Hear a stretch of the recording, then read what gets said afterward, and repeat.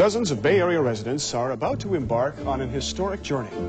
For some, it will be a pilgrimage home as they welcome Pope John Paul II to this communist country. It's the pontiff's first trip to Cuba, and it's the first time back for many Cuban nationals. For many Bay Area Cuban Americans, this is a very divisive issue. 28 Tampa Bay's Linda Hurtado is on special assignment with the emotional story of how this decision is creating a boundary between brothers.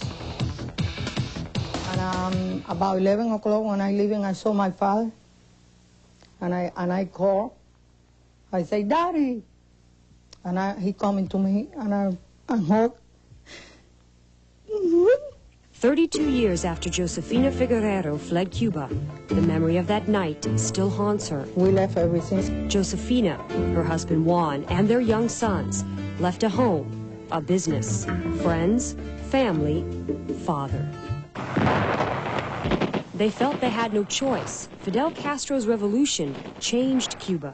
I like the freedom, say what I wanted, practice my religion. The Catholic family found that freedom here in Tampa, where their 4 young boys grew into men. But decades after they left Cuba, the politics of that island is dividing this family once again. Juan and Josefina wanted to take all 4 boys back to Cuba for the visit of Pope John Paul II, but only the middle 2 sons agreed to go. You literally cry. George visited Cuba in 1995 and says that search for his roots touched his soul. Every relative you meet, you think of everything you lost. You can never get that back. And that is the most moving part. And I think that's what's going to move Victor. He's going to meet a very special woman. I was raised by my aunt when I was 6 months old because my brother had to have extensive surgery. And my mother was pregnant with George.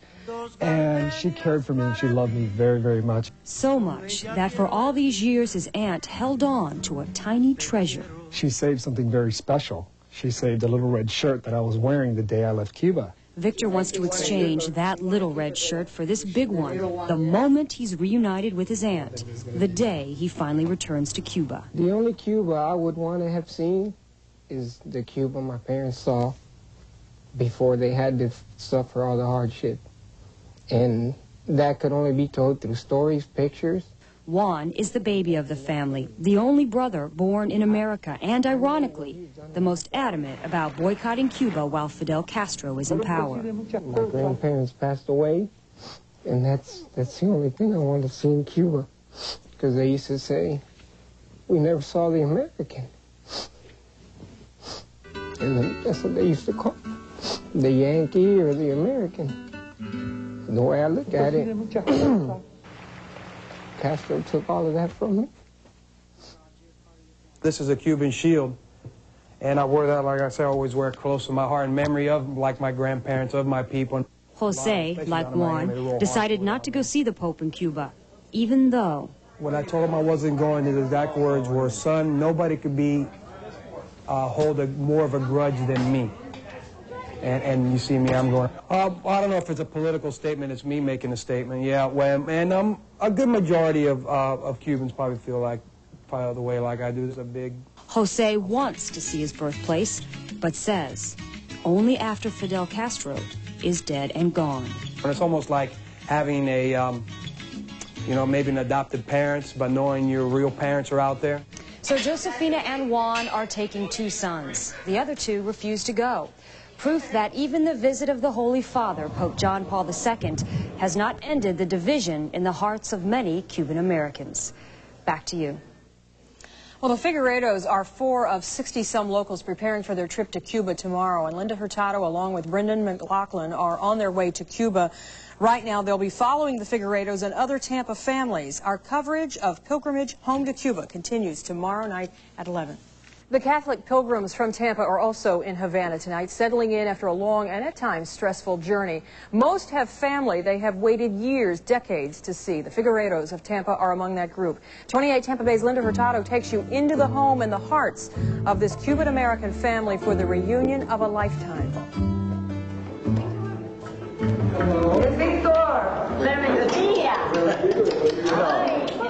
Felicia Gonzalez waited 32 years for this moment.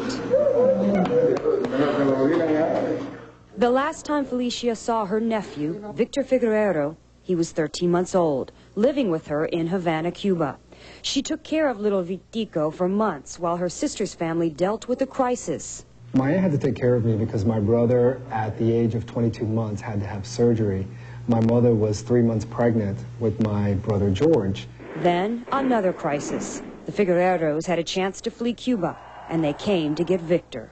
And the night, when she coming over the house for say goodbye for now, she put me on the one side and she told me, you know, I want to kidnap him because, you know, Victor, she cried for me and I love Victor so much. And perhaps this tiny red shirt tells the story best. The shirt she took off Victor the day he left her arms. She slept with it under her pillow for all these years. The smell of her little godson has long since evaporated, yet she held on to the tiny memento. Victor's father, Juan, and his mother, Josefina, were able to bring Victor to Cuba to see Pope John Paul II. But his journey is really about this moment. He wanted to surprise his aunt, offer her an exchange, an old memory for the new one he's wearing. Felicia Gonzalez never joined her sister in America. At first, it was simply too difficult, and then she became ill. Now at 78, this is probably the first and last time she will see Victor, the man her godbaby grew up to be. It was pretty amazing. I mean, what was very touching, she mentioned that now she can die in peace. In Havana, Linda Hurtado, 28, Tampa Bay News. This journey is but one of many that 28 Tampa Bay News will take you on as the Tampa Bay Pilgrims journey through Cuba. The other big story of the day, the Pope